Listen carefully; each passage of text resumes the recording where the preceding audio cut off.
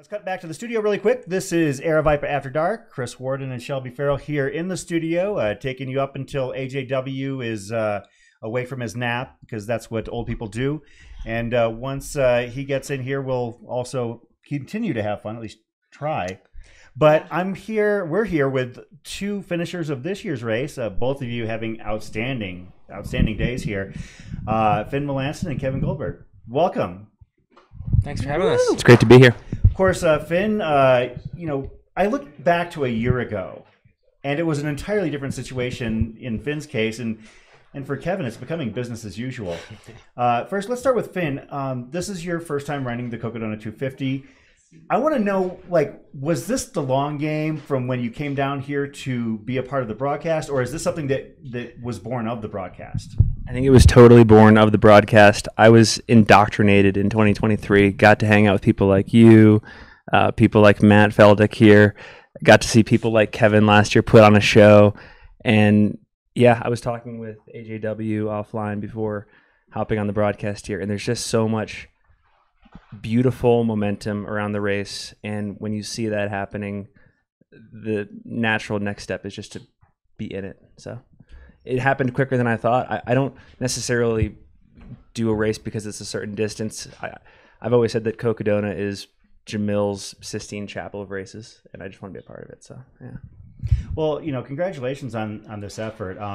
Actually, there were a few of us that were out to dinner on Saturday night, and one of the things that people mentioned as we were talking through our top 5s, top 10s, your name came up multiple times, and I was like, it wasn't that I was doubting your capabilities. It was, to coin a phrase, I have to apologize. I wasn't that familiar with your game, and it was, and you showed out there. You were steady. It seemed like the entire race, and continually moved up through the field, eventually finishing in 7th place. You want to discuss that? Oh, let's talk about. We got there just in time. I guess the message that I sent got through. Of course, that was Ben Chisholm, the elder Chisholm brother. Nice. The younger one is 17, right? Correct. Yeah. Can you imagine doing this at 17 years old? I ran for hours with Brody. It was Brody, right? On night one, and just the most mature 17-year-old I've ever met, and just such a talented runner. His hiking was the most efficient thing I've ever seen. It was my mind was blown. Yeah. That's cool. Yeah, that was pretty impressive. I mean, both of them. I mean, I'll be honest. I don't know about you, but I was kind of surprised last year when they jumped into the 38. I know. Yeah. So, to go back to your question about preparing for this race, I feel like Kevin would have a lot more to say just because you have way more veteran experience than I do. My playbook going in was just take care of yourself and see what you can do in terms of controlling the controllables, be on the same page as your crew, and trust in them a lot. So much can happen in 3, 4, 5, 6 days, however long you're out there. And I think the thing that worked for me is I came into the race knowing that there were going to be very, very, very low lows, but that there were also going to be very, very, very high highs that came off those. And you just have to trust that ebb and flow is going to happen. And it did. And it's that to me is what has become so attractive about this distance, is that you just have the extremes of the human emotions happen. And it's not easy to get that in other areas of life, at least continually. So it's just that low, high, low, high, low, high for 3 days. It's weirdly addicting. I'm sure. The fact that you're speaking of it in these terms is really kind of fascinating, because I can't imagine how you were visualizing this entering the race. Just and if it came to fruition the way you expected, it would all come together, or if there was a level of surprise, I guess. I don't know if I'm putting that in the right way, but total surprise. I think my primary. Well, I definitely had competitive goals going in. I'd be lying if I said I wasn't, but compared to most other races, there was going to be a lot of satisfaction with just finishing. I think it's a total privilege to just get this distance, this type of race done. And so, I think that actually from a competitive standpoint, it helps if you are resolved to finishing no matter what, barring significant injuries and stuff that puts you in true danger. But, it was liberating to know that I was gonna get it done no matter how ugly, and then because of that freedom, I could kind of play around on the competitive side. Sure. Yeah. Do you have any questions, Shelby? I want to say I really enjoyed the content you were putting out with Gore. That was cool. Tell me about that partnership, and what was it like having a camera in front of your face the whole time? The person who deserves it, and I appreciate that, the person who deserves the most credit is Scott Hickenlooper, who is sort of our creative director at Single Track. He's sort of a Swiss Army knife of content creation, does amazing video, photo, scripting for various pieces. And basically heading into the race, I was like, look, I'm going to be in the weeds, in the thick of running. Whatever you think works in the moment, do it. And so everything that you saw over those 3 days was just him ad-libbing it. Like the reels, the photos, everything. You just kind of like let him play, and he does it. He's also an ultra runner, so it kind of helps to have that perspective. In terms of having the camera on me, I can see how it would be a negative. For me, it was sort of a forcing function to keep going. I knew that if there was an audience there and that there was sort of a good pressure to keep the story going, that was something to live up to. Like in a weird way, I had something else to run for, like a fairly strong why. Just like that curiosity to explore this course, explore this distance. So yeah, all the credit to Scott and then the rest of our crew for putting me in positions to make it somewhat entertaining. But I love it. I mean, I hope more athletes do this across the spectrum, elite, mid-pack, backpack, because I think, it's a cool way to consume the race. Like I think, of course, the live stream is the primary way to consume this, in my opinion. But like, if you're looking for like in the field intel where maybe these pieces can't quite zone in, it's a nice like complement to it all. So yeah. Absolutely. Yeah. It gives just that deeper look on your experience. And I feel like I know you from your podcast cover. And so getting to see you with your hair out and just living in this. Your hair was a storyline throughout this race. You'll hear some of the chatter and some of the comments in this. I know you're going to go back and watch this thing. I will. I watch it. So, but yeah, people were definitely, talking about his hair. People were definitely following that as a storyline. My hair was disgusting. Like I took a shower last night, and it was so like I don't know what like the vocabulary is, but it was all like knotted up, and like my brother who was crewing me like would pull out like just like thorns and stuff. I mean, it was disgusting. So it took on a life of its own. Well, the pictures made it look good, so that's what matters. Scott's editing skills. Go Scott, go. Kevin, congratulations on your third straight finish here. Thank you had back-to-back fourth place finishes the previous 2 years, and this year you chopped several hours off your time. Of course, the standings might not reflect it because the field was absolutely insane this year.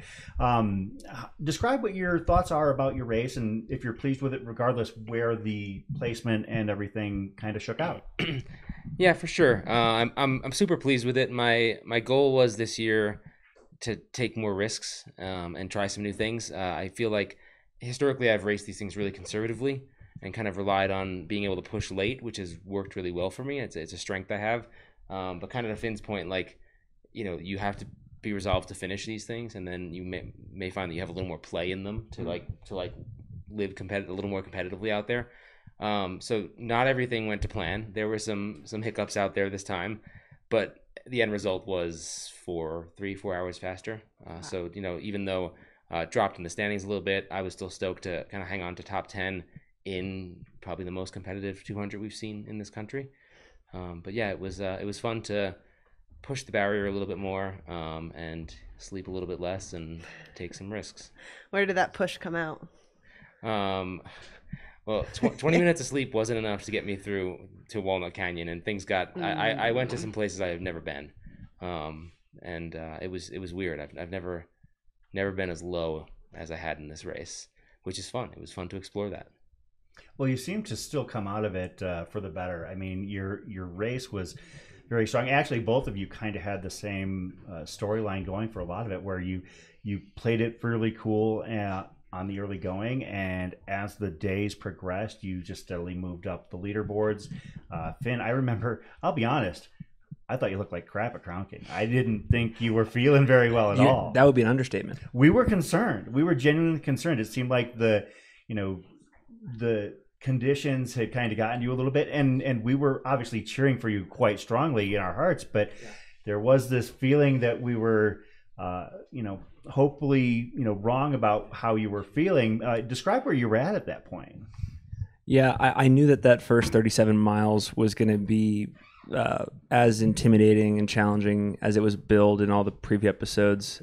Despite all that knowledge, it still thrashed me, and I barely survived that. I think I spent, you're supposed to kind of blow through Lane Mountain to get to your crew at Crown King. I spent 30 minutes at Lane Mountain, and then I spent another, 30 to 45 maybe at Crown King. Totally thrashed me. It was then when I realized I need to do everything in my power to kind of attach myself to veterans like Kevin. And I mean, in a lot of ways, you saved my race. Like I remember at Camp Kippa, I think we linked up for at least the 5 miles leading into Kippa. Yeah.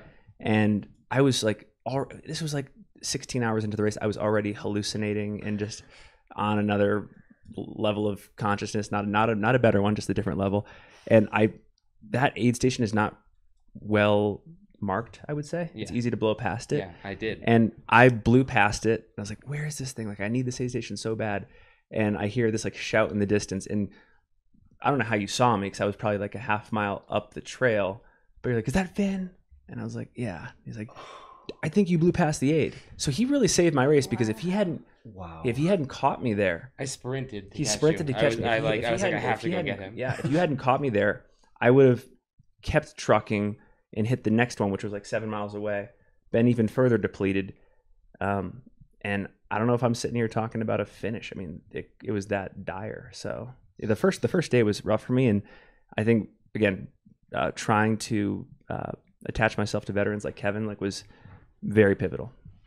The camaraderie in this sport is incredible. Did that feeling continue through the end, or did it get a little racier and more competitive once you hit Eldon?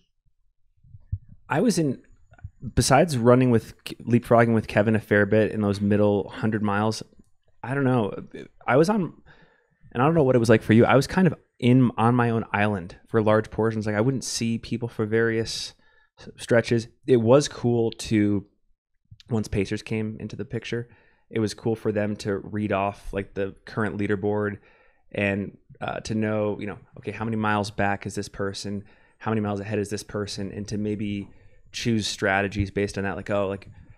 Scott paced me from, I think it was Schneebly Hill to Fort Tuttle. And there were a couple sections there where he'd be like, okay, this guy, Matt Smith, he's a half mile ahead. I want you to tempo for 10 minutes and just see if you can close that. Like, let's see if his average speed truly is a quarter mile per hour slower than yours.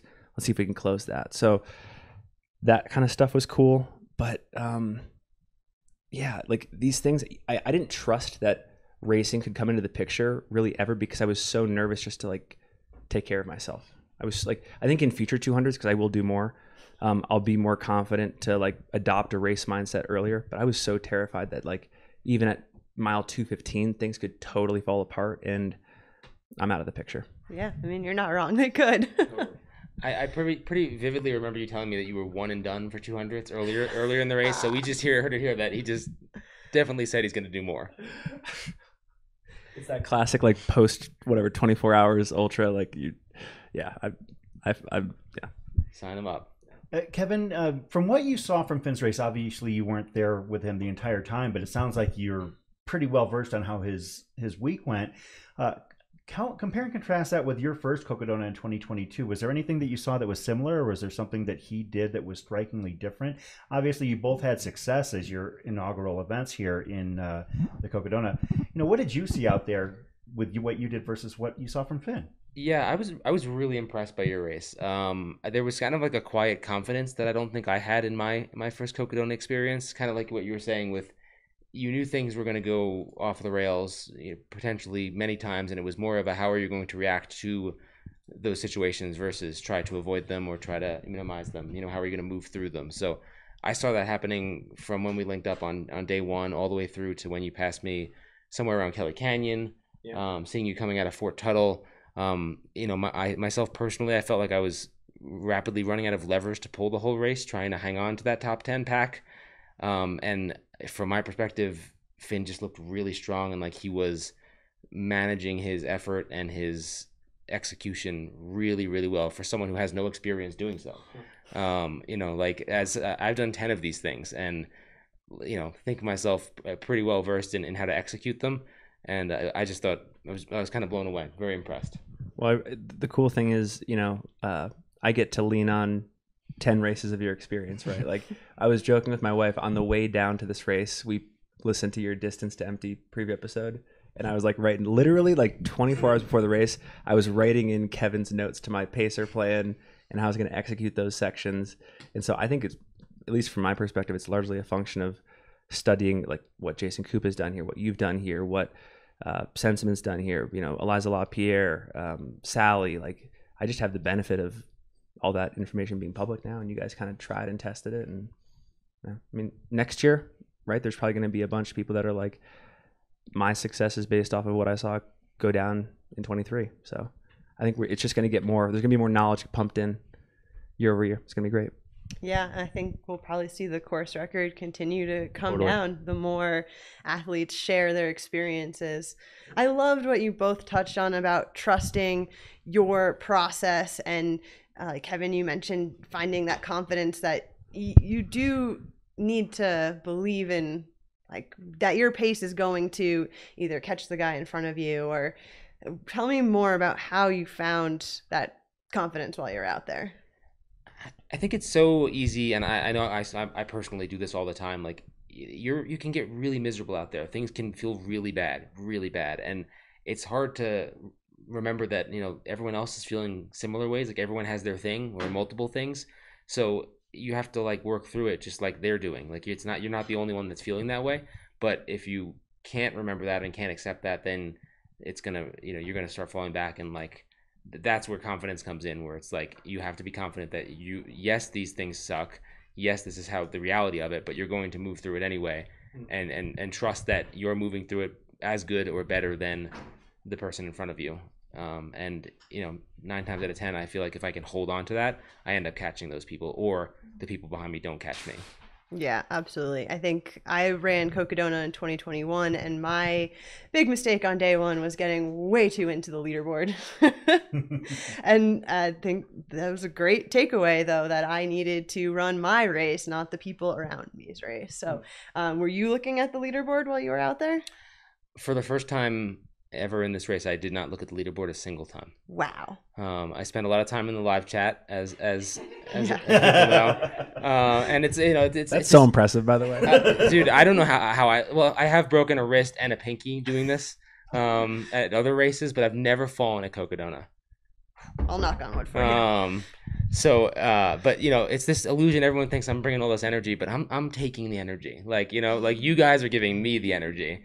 It's helping me stay awake. It's helping me feel supported. It's really a gift for me. So thank you. I'll be honest, that's kind of surprising to me. I assumed you were just like skipping through the desert and you're like sharing that. So you're actually kind of looking at it as like kind of looking for some reinforcements to kind of draw that energy and get that support out there. That's fascinating. Yeah, definitely. And like it's a real, like kind of like I mentioned earlier, like these levers that you can pull, right? Like I'm in this place, I need this thing, what can I do? Well, I have a bunch of friends who are rooting for me. Like, let me go talk to them, let me go hang out, let me try not to trip. And so I tried to make this kind of like you said, Shelby, about like, this is what I want to do, this is what I want to execute on, these are the times I want to hit. I hope that puts me where I want to be. Mm-hmm. But I'm not going to worry about what String Bean's doing or what Finn's doing. Like I'm controlling what I can control, and trying to have fun doing it. Finn, I want to ask you really quickly. I'll be honest. We figured you were going to finish in 8th, late in the race, and you ran down Jonathan Van Gien's on Eldon. It's not easy to run down anybody on Eldon. What happened there? This came down to pacer selection. So I had a pacer, Caleb Olson, who is one of the most fiery, competitive runners in the sport that I think I know and that I'll ever know. And I am not a very competitive person, despite, I guess, having a competitive result at this race. It's not something that is always on the front of my mind, but I know that it's to some extent important to the crew because it keeps them kind of excited. And I selected Caleb here because I figured if everything was going to plan, I would be slowly moving up the field, and he would be that final motivator to kick it further into gear and not just like rest on my laurels if we could see a headlamp like halfway up Eldon, which you can. It's like it's pretty pitch dark, and no one is out really hiking at night. And Caleb is kind of my eyes and ears. And we actually saw 2 headlamps. We saw Jonathan, and then we saw Jeff Garmeyer.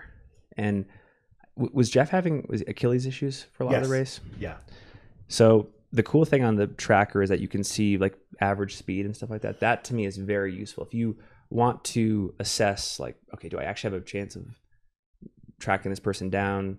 I'll look at their speed. If they're moving well, maybe not. If they're struggling, I'll fight. But yeah, we found Jonathan's headlamp about halfway up. We went for it. It was totally Caleb's call. I was at that point hallucinating, delirious. All I had were legs. I was climbing pretty well, and he's like, "We're gonna go for it. It's my decision." And he just dragged me up Eldon, and we got him right before the aid station tent. Caleb was stoked. He's like, "We got him," and like my instinct was like, "Dude, like, are you okay?" Because he was kind of like, he was in the pain case. Like, "Are you okay? Like, you're so close." I think his pacer was Ben Blankenship. We chatted for a little bit too. Ben's doing Cocodona next year, by the way. Yes. He actually literally said it on Eldon, which was kind of cool. Yeah, I guess that's all that kind of comes to mind there. But it was not. That's the value of pacers, right? Like you pick people who are going to make certain decisions, cultivate a certain like personality for that section of the race. And I don't think I would have tracked him down if it wasn't for Caleb. So, yeah.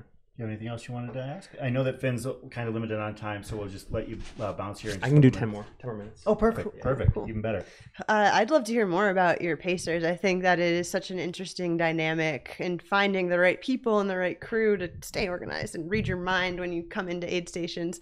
Yeah, what was that like? This is your first time at this distance, so the longest time hanging out and with people who are feeding you and telling you to eat. Yeah, my introduction to the sport was actually through the multi-day scene. I through hiked the Appalachian Trail back in 2014, and one of the people that I met on trail that year was a guy named Joey Campanelli, who's very accomplished in the scene. Nolan's FKT, ATFKT, done a bunch of stuff on the PCT, JMT, etc.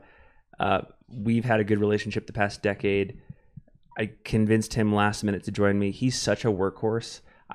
He should do Cocodona next year. He was ready to do, so you can pick up a pacer at Whiskey Roast, mile 78. He was ready to go 170. Nice. We actually had to like say, no, you're not going 170. He wanted to do 170 miles on the course with me. He ended up doing, I think, 80, which is still amazing. And we were going at a pretty good clip. He was a workhorse. Caleb, I mentioned. I remember seeing you and Joey and like days apart, and like he's like, you're still with him. Like, how is he still pacing? No, he I would love to see him run next year. He's super talented. Like there's still a lot of people who come from this FKT world and multi-day scene that are incredibly talented, and they need to be shown the light around these more formal, standardized races like Cocodona. And I think one of my favorite takeaways from this year was that Joey Campanelli got to experience Cocodona in person, and maybe we'll see him here next year. So it was just decisions like that. I wanted to pick people that were excellent in this environment and that could bring a lot of knowledge and just correct decision making. And so yeah, guys like them. It sounds like came together really well for you. Okay, go ahead. Just wanted to give credit to, it looks like Kevin Brockman is our most recent finisher here of the Sedona Canyons 125. Of course, I just saw him carry his daughter across the finish line, being greeted by friends and family. We are going to be here all night and into the morning here at the Cocodona 250, presented by Air Viper Running, here on the Mountain Outpost YouTube channel. If you're loving what we're doing, be sure to subscribe and click like. Let us know. We appreciate you being here.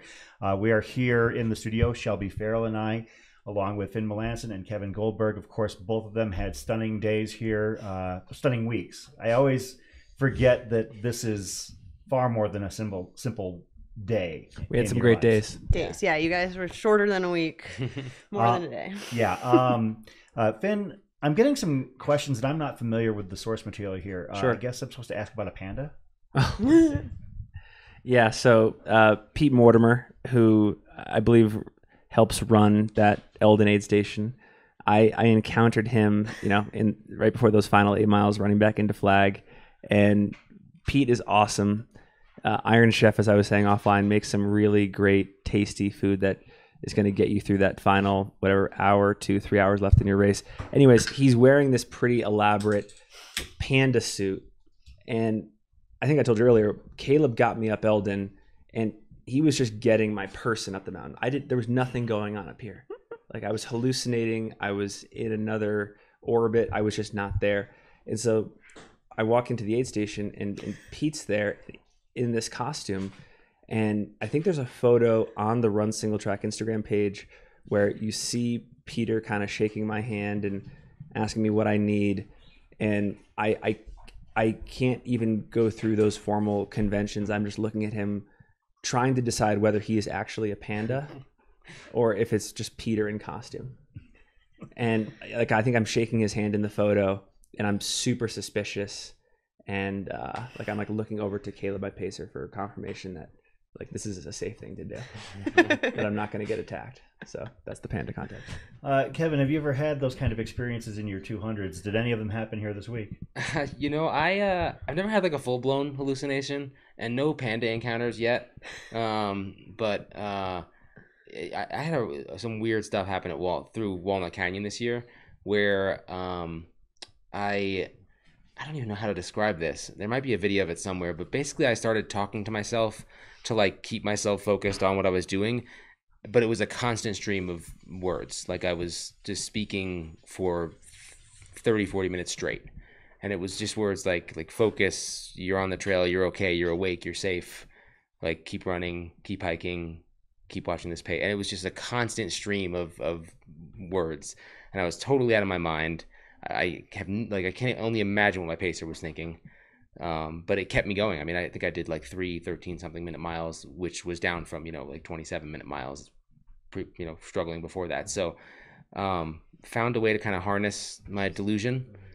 And I think that's accurate what I just said. Like, I think that's how it shook out, but, it was weird. I don't, weird stuff out there. It's so cool where your mind goes Yeah. in those moments. And it does feel a little nutty, but it's exciting that our brains can reinterpret what reality is and like talk ourselves through it. I don't know. Yeah, I've had I've felt that before, so I know that feeling.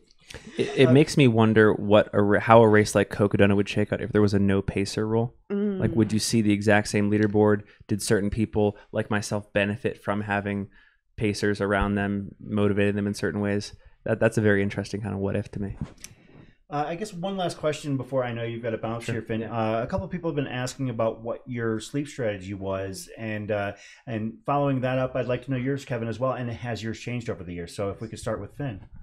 If and when I do another one of these again, this is going to be the part of my strategy that probably changes the most. Frankly, it was super ad-libbed. I was just sort of on a bender for the first 50 hours of the race. I felt great. There was no sleep pressure. I was totally engaged in just like getting up the course. As I realized, things just changed on a dime. Right after Sedona, going into that Kasner climb section, I totally fell apart. Needed to take my first dirt nap. I think I made a lot of mistakes in this regard. Probably waited too late to sleep. Like, I think there's a benefit even just to laying down and closing your eyes and just honoring that rest and not worrying about, whether you get like a REM cycle or whatever. So yeah, I will probably go back to the drawing board on this in the next one. But I mean, I don't know what you think. I just think it's also so personal at the end of the day about what works. Yeah, it's so personal. I spend probably more time thinking about like sleeping in 200s than I'd like to admit. I think a lot of people really focus on the when and where. I kind of think of it as why am I sleeping? Like, what are the tells? What like, when do I need it? And I'm like constantly scanning of like, do I need to sleep? And I'm also constantly getting it wrong. But I'm always thinking about it. And like, some of the risks I took this year was trying to push sleep off later. But I think what's kind of unique and dangerous about Cocodona is a lot of the later legs are really long and really cold. So if you mess up and don't sleep where you should, you're out there for a long time. Like Walnut, Eldon, like there's not a lot of places to fix mistakes out there. So, I mean, I tend to sleep really low amounts in these races. I was 70 minutes the total for this year's Cocodona, and 50 of those minutes were at Walnut. And that was a big mistake I made this year. I think similar to Finn, even though I've done a bunch of these, I'm constantly at the drawing board and just trying to figure out sleep out. Well, I guess before we let you go, Finn, I'd like to close by just saying, each of you, if you have a question for the other, let it rip. Well, before I ask a question, I guess to Goldberg, just thank you to both of you for putting on this broadcast, and everyone else in there, AJW, Corinne, Bryce, Liam, etc. This just keeps one-upping in quality each year, and I love the After Dark series that you've created. It's awesome, and I love that a race has like a soda brand attached to it too, right? Like Floda and Cocodona have become rightfully synonymous. Love the shirt behind you too. I want to get one of those. I don't know if they're being marketed, but I guess Goldberg, the question I have for you is, well, two questions. What's your next 200, and are you coming back to Cocodona next year? Oh man, I think the short answer is I don't know for either. I really want to go back to Tour de France. I did that last September, and I mean, all my expectations were exceeded, good and bad. It's just they don't allow pacers. To your point, it's a whole different experience. So Tour de France is on my list again. And you know, I haven't signed up for Cocodona yet. Last year I took a few months to come back, but I don't know, probably. Yeah, it is intoxicating. Yeah, I love it. I love all you guys. And Kevin, you got anything for Finn that you wanted to hit him up before he has to head out? Yeah, so I've been a big fan of you know, your podcast for a long time, and what you do for the sport. Where do you see that? Like, where do you see the 200-mile space entering what you do, and like, do you think there's going to be significant growth there? Obviously, what you guys are doing here with this live stream is a huge part of it, but like, what is the future of that, and where does the 200-mile distance fit? One thing I think about a lot is the approachability aspect to our sport, and I think a lot of people initially, and maybe rightfully, think that it's that sub-ultra distance that's going to bring in people and make the sport more consumable and interesting and bite-sized. I take the exact opposite approach. I think that people are really attracted to these like Survivor-esque lifestyle multi-day sagas where you're going through the whole hero's journey and everyone has their own odyssey. And like, you look at other sports, like Chris and I were big, you know, baseball, basketball, et cetera fans. I love playoff time when it's like a 7-game series and you have these like protracted 5, 6, 7 day events, and all these different storylines emerge, and there's highs and lows and crises and overcoming things and victory and whatnot.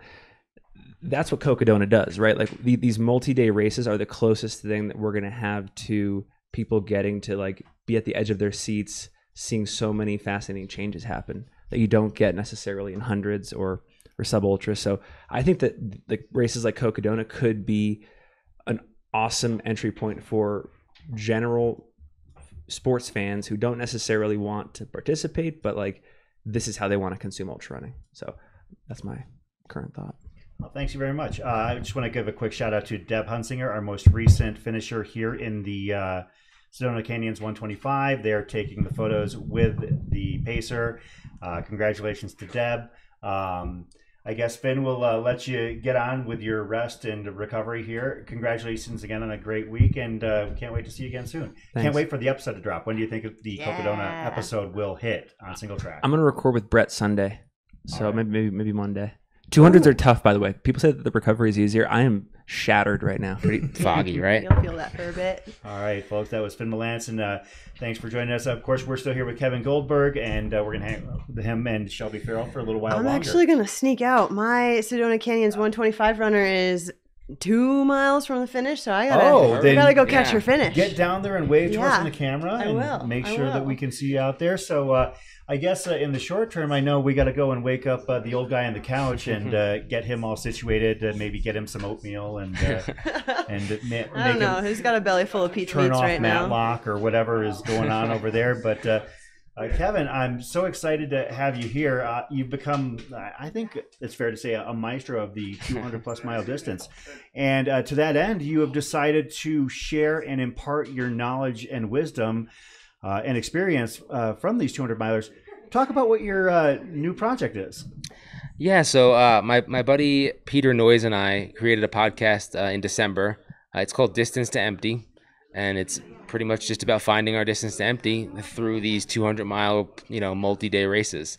We already were kind of, that's all we talk about. It's our entire personality trait. But we figured we'd give our wives a break and start talking between each other and recording it. And didn't really have many expectations or goals for it, but it has taken off kind of, like we were talking about, these 200s just fuel so much fire. So it's been really fun. We've had some incredible guests on, and I'm just really excited for it because it's been far more successful than I anticipated it being. That's great to hear. For those who haven't heard your podcasts, I haven't heard all of them, but like, do you nose in or zone in on strategy for races, nutrition, sleep strategy, as we've talked about? Obviously, you mentioned that's a very personal thing, but do you kind of bounce around from here and there, find an episode focus? How do you determine what you're going to talk about on a podcast that focuses on such a specific niche of our sport? Yeah, no, it's great question. And like, it's definitely a mix of, some of it is more interview, like slice of life, getting to know athletes and people in the sport. And then some of the episodes are really kind of to provide tangible like takeaways for people who are looking for information on these races. So for example, in the lead up to Cocodona, we did a ton of Cocodona focused episodes. We talked with people from, front of the pack, middle of the pack, back of the pack. We brought on Steve Adderholt.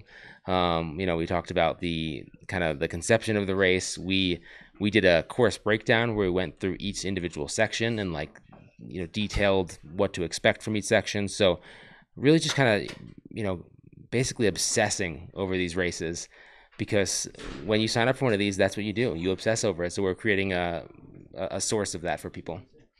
Well, that's fantastic. I love the fact that you basically found something that nobody else was doing. I mean, the 200-mile distance is still somewhat of an unknown. I mean, not just in terms of like the fact that there's not a lot about it, but I mean, what we're learning about. I mean, think about how many iterations of 200-mile races there have been in the U.S. I mean, there haven't been many.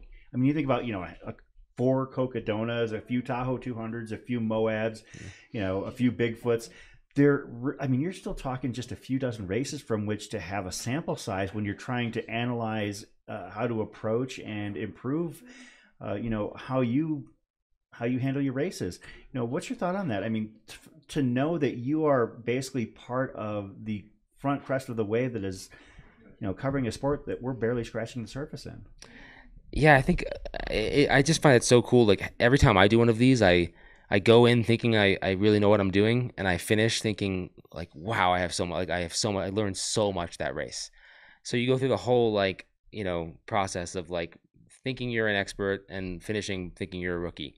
So to be able to provide information for people and try to make the entry into this distance and this sport more accessible, it has been really fun for us. And my hope is that it's a resource for people who want to finish these races, do better at these races, or are just curious as to like the people who are doing them.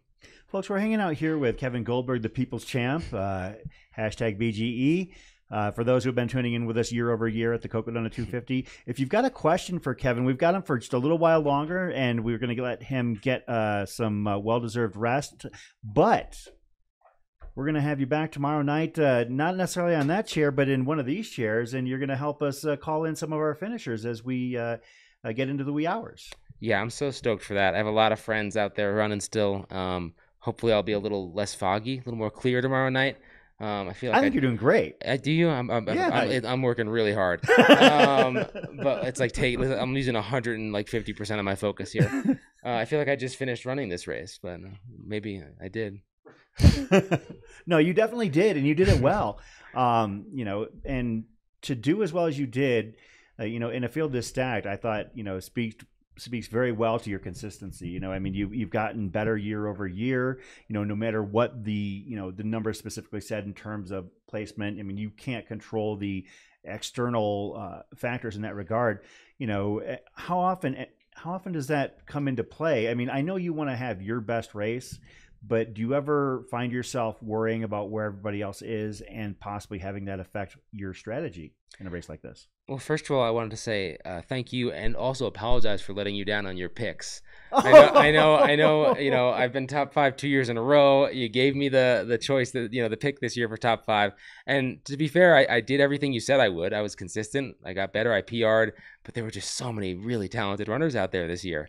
So I appreciate your faith in me, and I'll make you proud next time. It was rewarded. No, I trust me. I am extremely proud to have gotten to know you through this experience, this Cocodona experience, and also I thought you ran a hell of a race, regardless of whether it was second, third, seventh, or whatever. I mean, you did everything you could within your control, and to that end, hats off to you. Yeah.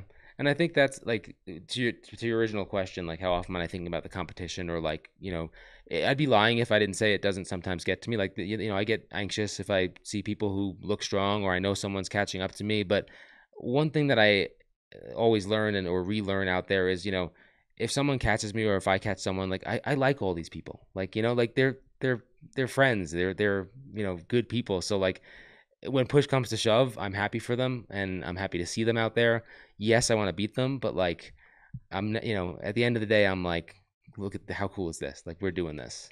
Well, and Cocodona has become a barometer for variance, I think, when it comes to 200 milers. I mean, you look at, take for instance, you have been very steady. You've steadily improved. But then you look at, for instance, somebody such as Mike McKnight, who has gone from not great years to having great years to somewhere in the middle. Mike Versteeg, up and down, up and down. With a lot of people who run this race 2, 3, 4 times, their results have become a little bit unpredictable. Whereas, like I said, you can set your watch to the fact that you're going to be solid and steady. And what makes you different about that with regards to that versus perhaps what other people are doing? I think that's a really good question that I think I have for myself. I don't think I know the answer. I wonder if maybe am I not taking enough risks? Am I not pushing hard enough?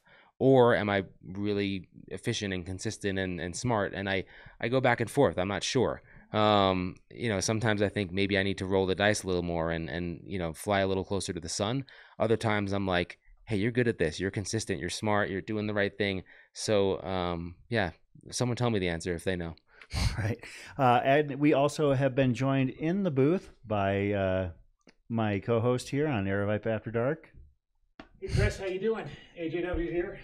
AJW joining us here. We've got Kevin Goldberg in the studio. Good, AJW. Good to see you, man. You as well. Great race. Thank you. Great race. Thank you. Congratulations. We've got a stacked night here on Cocodona After Dark. We're going to have more guests throughout the evening, leading up to the midnight hour, basically, and we're probably going to take a snack break here somewhere along the way as well. On the race front, of course, here, this is the finish line at the Cocodona 250.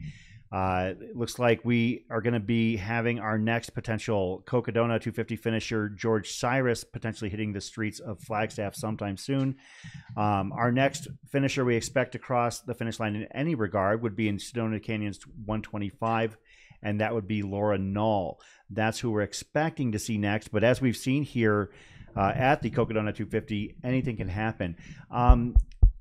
How in tune were you with what happened at the front of the men's race here this year? I don't know. I'm sure you know now that Jeff Browning had been in a commanding situation for 100 plus miles, and then with just a handful to go, things went completely sideways for him. Did you hear about that, and what was your reaction when you did? Yeah, I did hear about it. Got the full story after the race, but was getting tidbits throughout the race. Had spoken with Jeff a little bit. We actually interviewed him on Distance to Empty, so knew what his kind of goals were for the race, and was really pulling for him on a personal level. So I was happy for Harry, but really kind of felt for Jeff and how that went down. Like, put myself in those shoes, and just like, must have been really hard and demoralizing to have it happen that late in the race. But I mean, it was just such a fantastic showdown, and I did get to speak to Jeff a little bit after the race.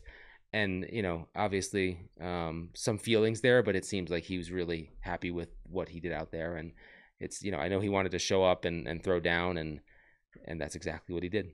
Well, for all intents and purposes, he hit his time mark exactly to the minute, which is completely unreal if you think about it, to, predict for yourself a 60-hour, 19-minute finish, and then lo and behold, come in at 60-hour, 19 minutes. Have you ever been that close or even remotely close to your, I think I can do this in 72 hours or 75 hours. How far apart or how far from your pre-race time goals do you find yourself being in most cases? And are you above or below? I'm almost always 60 to 90 minutes above where I'm planning to be. Okay. Constant failure, Chris. Why do you think that? I mean, is it just something that you like, things you don't account for, or is there some factor that you find in hindsight that has attributed to that difference? I think it's probably by design, goal setting. Like, I like to set lofty goals. So I haven't finished one of these where I wasn't stoked and happy. So it's not like I'm missing goals that I'm like devastated about. I'm just setting really high targets, and there's just so many variables in these races that, like, to knock one out of the park is unless your name's Jeff Browning, unheard of. Yeah. It just doesn't happen that often. So it's not that I'm not hitting the goals. It's just that I'm setting tough ones, I think. Congratulations to Laura Null crossing the finish line here at the Cocodona 250. Great job out there. I'm sorry, actually the Sedona Canyons 125. I apologize. For her, that's probably next year, right? Of course, it's a gateway. AJW, do you have any questions for Kevin Goldberg? Yeah, Kevin, how do you spend so much time in the chat? And is there some way we can get you a glove that you can wear and still thumb around your phone? My hands get cold just watching you because you've got your right hand that you're thumbing away with, and then your nice warm left hand. AJW, I was listening as you were calling me into the finish line. It almost sounds like you're a little disappointed. You think maybe I should put the phone away and run a little faster. Well, yeah. I mean, I don't want to say disappointed. It was awesome, but yeah. You could just catch up with everybody at the end, kind of like you're doing right now. No, look, I'll be honest. It's become sort of a reputation, but I love it. I mean, they're like. I was saying to Chris earlier, like, as much energy as people say I'm bringing, I'm getting that back tenfold. It's I actually think it makes me faster. It keeps me awake. It keeps me focused. It keeps me stoked. Like, when I open that chat, I feel like, hey, I'm like I have support. I'm doing this for, like Finn was saying earlier, like it's another branch of your why, right? Like, so trust me, my crew, AJW, is more like you. They're like, Kevin, after dark, we can curse. No, put your phone away. They're saying, I get a lot of that. So, and then there's a balance, but I just it makes me smile. And here on After Dark, we ask the real tough questions, especially me. I got a couple more follow-ups. First of all, what do you do for charging? Oh, that's the hardest part. I'm like carrying like 47 pounds of batteries. Okay. Yeah. All right. So more pounds in battery than water. Yep. Definitely. Okay. Yeah. How many different? Just one cord? One cord all the time, or no? Or lots multiple of cords? Yeah. So you got like a bunch of batteries, of cords of spaghetti wrapped up. It's all over the place. It's a total mess. Okay. No room for calories. And then, how much of this drivel is actually true? Like, I'm crying. Oh, were you actually crying? 100%. I was bawling my eyes out. So yeah. So a lot of it's true. I don't think I've ever lied to anything I've said in there. Challenge for next year. Yeah. when you're crying, flip that sucker around. Give us video evidence. Okay. I think it's, in all seriousness, I think it's so funny, and I do think it's good, and I do think it puts a level of joy and sort of levity into an event and a sport that sometimes, especially in the last 5-7 years, people have taken way too seriously. That I think anytime you pop up, I think that's why, there's so much excitement every time you pop up in the chat, because it is funny. So, I mean, if you can get the battery weight down, that'd be good. If you can start shooting some video, that'd be good. And maybe get a glove with like a little nice rubber thing on the thumb. I know they make them, but none of them are that good. Yeah. Can you get me one? Yeah, I think no. Okay. Well, I have to admit, like, when I do see you in the chat, I do drop what I'm doing and basically just, BGE or, Absolutely. Hey, Kevin, how's it going? Yeah. I pay attention to that, and I know I'm not alone. So, when you do that, and if it is a pick-me-up for you, I would encourage you to keep it up, because it's obviously working. You get, people are engaged by what you're doing, and you have cultivated.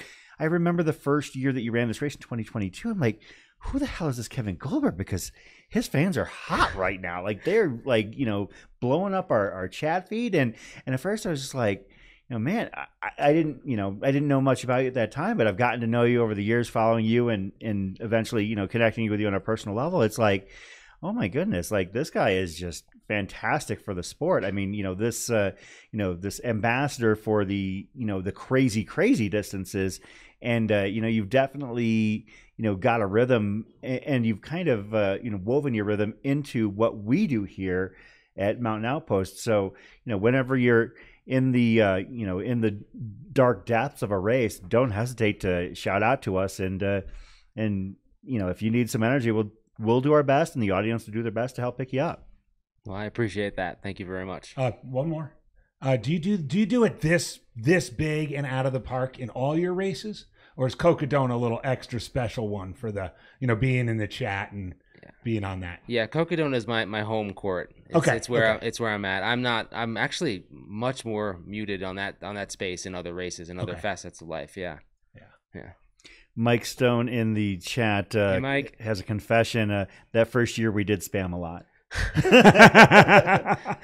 When we try to keep it under control now. So no, but that's how we got to know you. And full permission. One day I'm going to eat it so bad because I'm on my phone on this. Everyone has full permission to laugh at that. It's going to happen. I'm assuming the risk. Well, Kevin, we thank you for coming in tonight and sharing your story of the race with us. The nice thing about this is that we know we're not done with you. We're going to have you come in tomorrow night, and we're going to, basically have it so ain't no fun when the rabbit got the gun. You're going to be able to ask the questions and, and also, be the one kind of, calling the action here. So it looks like we've signed up Kevin for a real good shift too. He starts at 10 p.m. and finishes at 10 a.m.